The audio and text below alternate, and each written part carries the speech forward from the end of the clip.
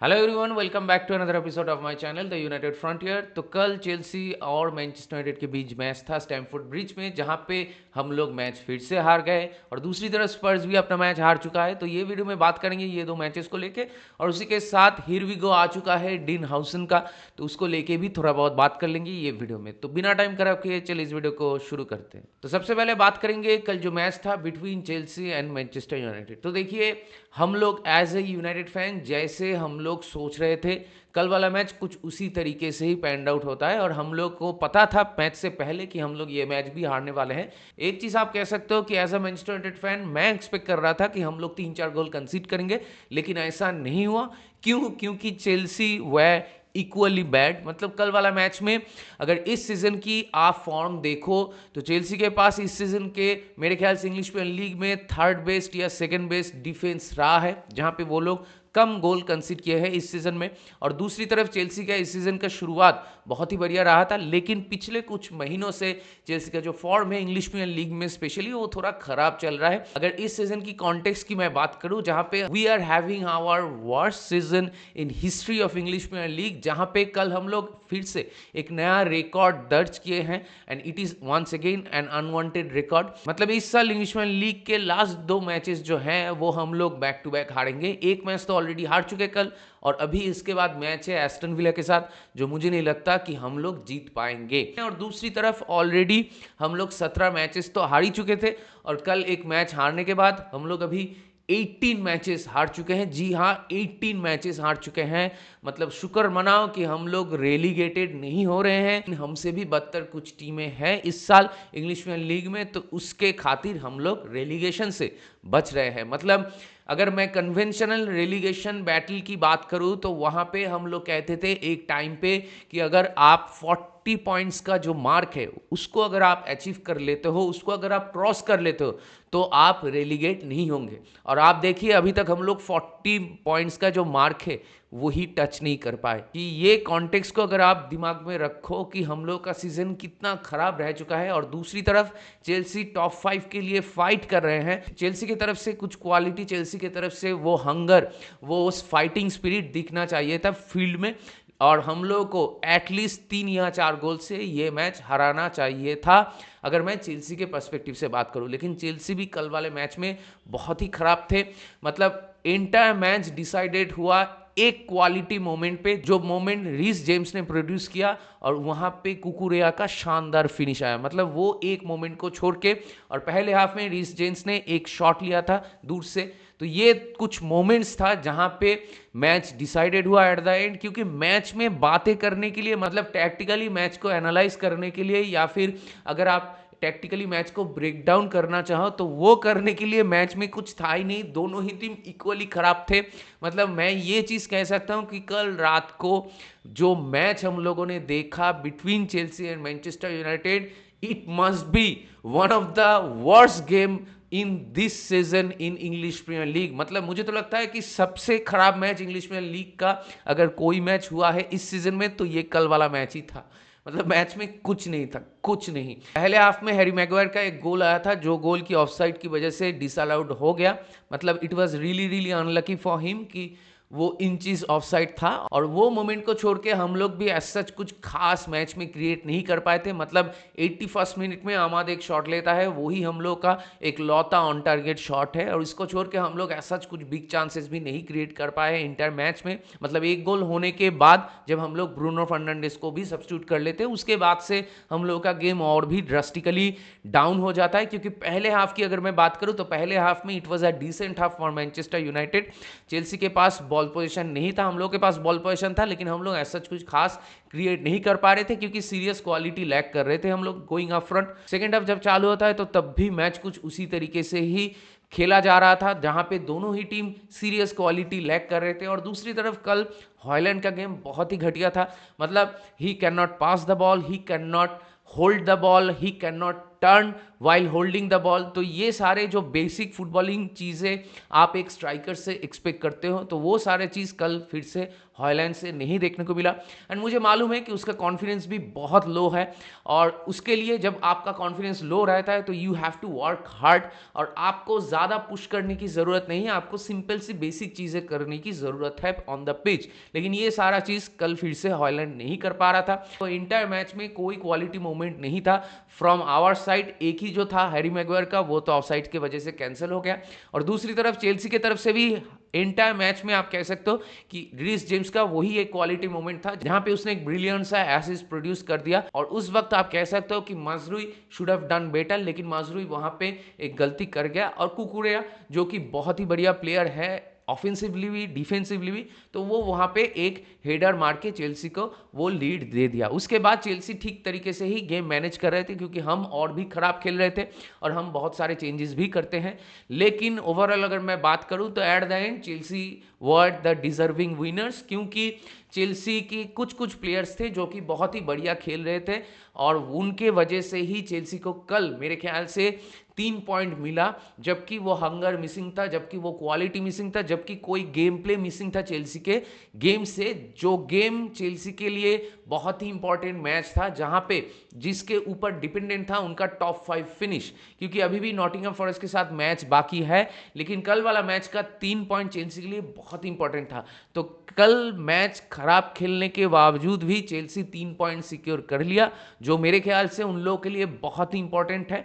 तो इसीलिए Chelsea at the end deserving winners है ये मैच में। और दूसरी तरफ अगर अच्छा कोई परफॉर्मेंस हम लोग को देखने को मिला है तो मेरे ख्याल से वो होगा आपका Caicedo, Reece James and Cucurella. तो ये तीनों प्लेयर मेरे ख्याल से चेल्सी के लिए सबसे बढ़िया फुटबॉल कल खेल रहे थे, क्योंकि ये तीनों प्लेयर्स में ही वो हंगर दिख रहा था कि कुछ करना है ये मैच पे।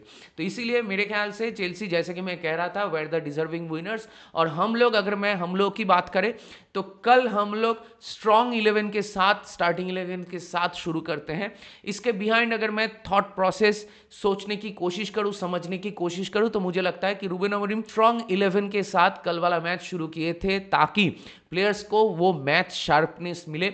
और कल वाला मैच में अगर हम लोग अच्छा कर सकते हैं, वो टीम के लिए एक छोटा सा मोमेंटम बिल्ड करेगा, टीम के प्लेयर्स को थोड़ा बहुत कॉन्फिडेंस मिलेगा before going into the big match. तो मेरे ख्याल से ये लॉजिक सोच के ही रूबेन अमोरिम स्टार्टिंग 11 को बहुत ही स्ट्रॉन्ग चूज किए थे। लेकिन एट द एंड, जैसे कि मैं कह रहा था, हम लोग क्वालिटी लैक कर रहे थे, और इंग्लिश प्रीमियर लीग में हम लोग के प्लेयर्स मेरे ख्याल से गिव अप कर चुके हैं। वो लोग ऐसे खेल रहे हैं ताकि उन लोगों को कोई इंजरी ना हो। तो मेरे ख्याल से in a way they handed down all their tools, और वो लोग थोड़ा देख के खेल रहे थे ताकि उन लोगों को कोई इंजरी ना हो। वो हंगर और जीतने की जो इच्छा होता है वो हम लोग के प्लेयर्स में से बहुत दिन पहले ही खत्म हो चुका है in terms of English Premier League. तो इसीलिए हम लोग कल कुछ एट सच कुछ नहीं कर पाए, और हम लोग एट द एंड मैच में हार ही गए। तो ओवरऑल अगर मैं मैच की बात करूं तो कल के मैच में पॉजिटिव्स तो एज सच कुछ नहीं है, क्योंकि जैसे कि मैं कह रहा था कि कल वाला मैच देख के ऐसा लग रहा था कि जोधा अकबर जो मूवी है वो शायद ये मैच से छोटा है। मतलब कल वाला मैच इतना बोरिंग और इतना लंबा चल रहा था कि मैच खत्म ही नहीं हो रहा था। तो इसीलिए कल वाले मैच में पॉजिटिव्स ढूंढना तो बहुत ही मुश्किल होगा। लेकिन फिर भी अगर थोड़ा बहुत पॉजिटिव्स की बात करें तो कल वाला मैच में हम लोग के प्लेयर्स को कोई नया इंजरी नहीं हुआ।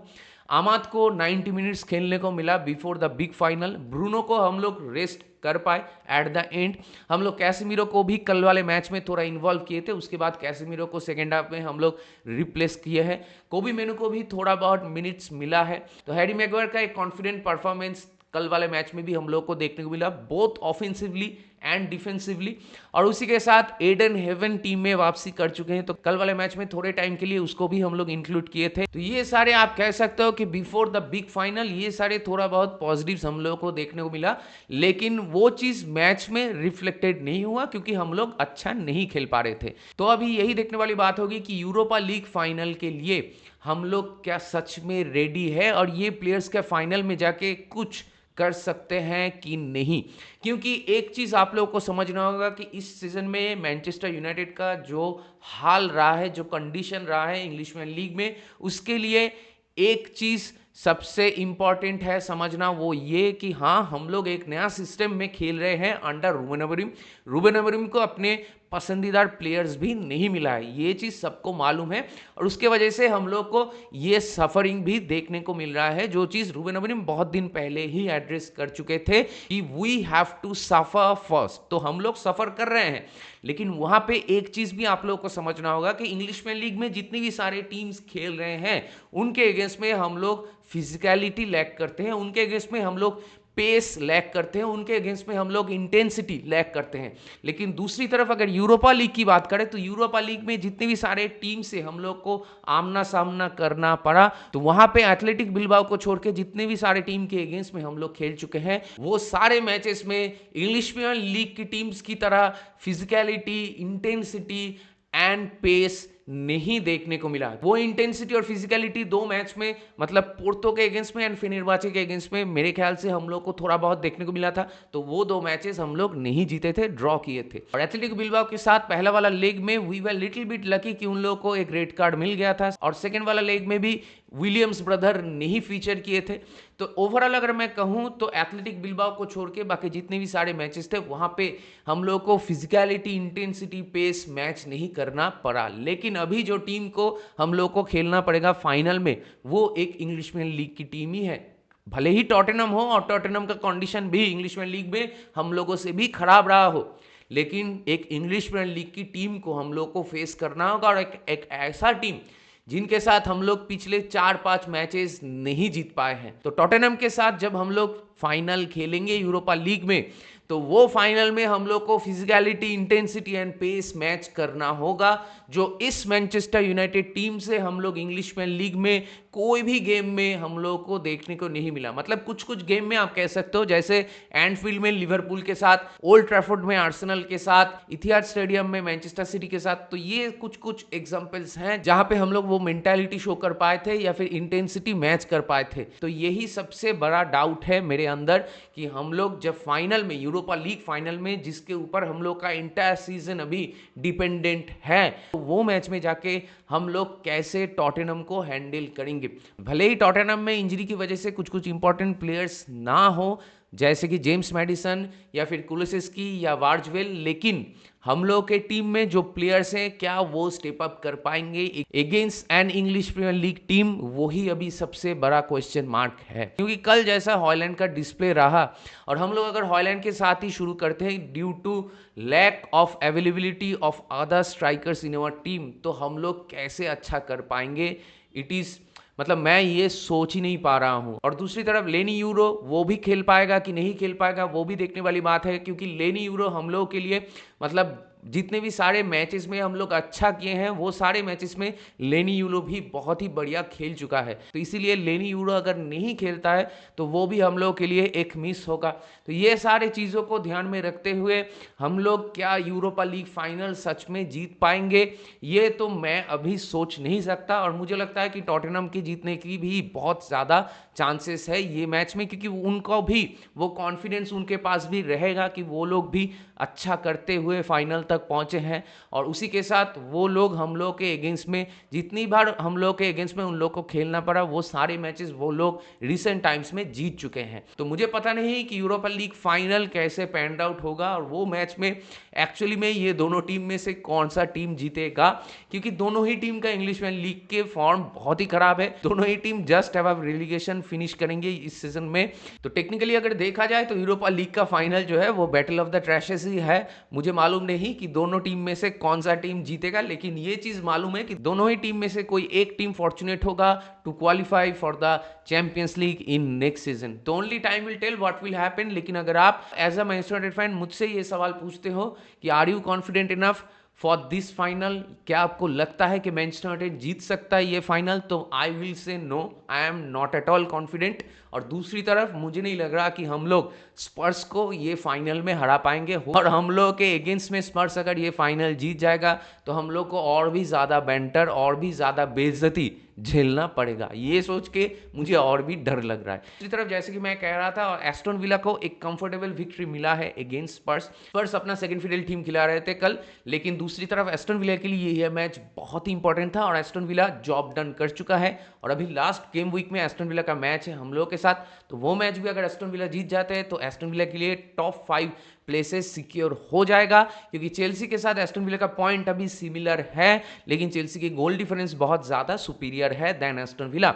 और दूसरी तरफ Nottingham forest and West Ham के साथ आज मैच है, तो वो मैच के ऊपर भी बहुत कुछ फेट डिपेंडेंट रहता है कि टॉप 5 में कौन सा टीम फिनिश करेंगे। तो ओवरऑल कल वाले मैच में टॉटनहम के लिए खोने को कुछ था नहीं, और दूसरी तरफ एस्टन विला के लिए बहुत ही इंपॉर्टेंट 3 पॉइंट्स एस्टन विला को मिल चुका है। तो अभी मैनचेस्टर यूनाइटेड एंड टॉटनहम दोनों ही टीम यूरोपा लीग फाइनल से पहले जो पेनल्टीमेट मैच था, वो दोनों ही टीम अपना अपना मैचेस हारते हुए यूरोपा लीग फाइनल खेलने के लिए जा रहे हैं। और दूसरी तरफ अगर फुटबॉलिंग ट्रांसफर मार्केट से कोई बिग न्यूज़ है, वो ये कि मेरे लास्ट वाले वीडियो में मैं यही चीज़ कह रहा था कि डीन हाउसन वाला डील बहुत जल्दी हो जाएगा, और वो डील का हियर वी गो कल आ चुका है। फैब्रिजियो रोमानो ये चीज़ कंफर्म कर दिया है, डीन हाउसन इस समर में रियल मैड्रिड ज्वाइन कर रहे हैं, and he will be the first signing of this summer of जावी Alonso.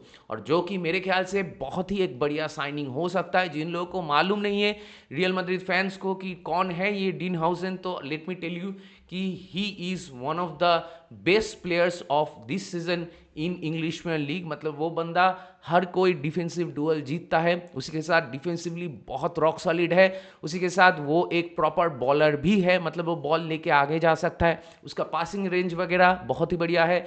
He has a very good aerial threat, वो बंदा कॉर्नर से गोल भी मार सकता है, और उसी के साथ लॉन्ग रेंज में भी शॉट लेके वो बंदा गोल मार सकता है। तो मोटा मोटी बात यही है कि वो ऑफेंसिवली भी he is a very good player, और उसी के साथ डिफेंसिवली भी he is a very good player. Spain के नेशनल टीम में भी अपना जगह उसको मिल चुका है।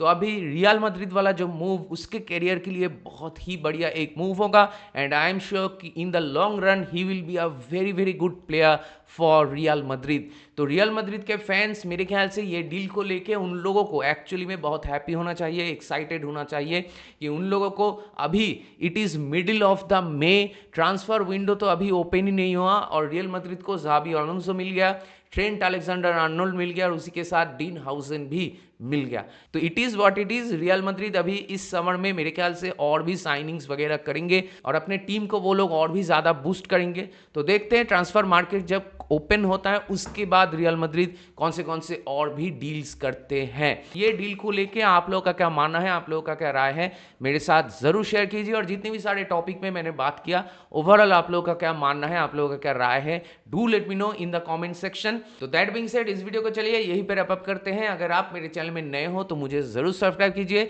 इस वीडियो को लाइक कीजिए और शेयर कीजिए अपने दोस्तों के बीच, अपने जान पहचान वालों के बीच जिनको ऐसे वीडियोस देखना पसंद है। तो बहुत जल्दी मिलेंगे अगले वाले वीडियो में, तब तक ख्याल रखिए अपना, take care, goodbye, glory glory Manchester United, and keep the red flag high.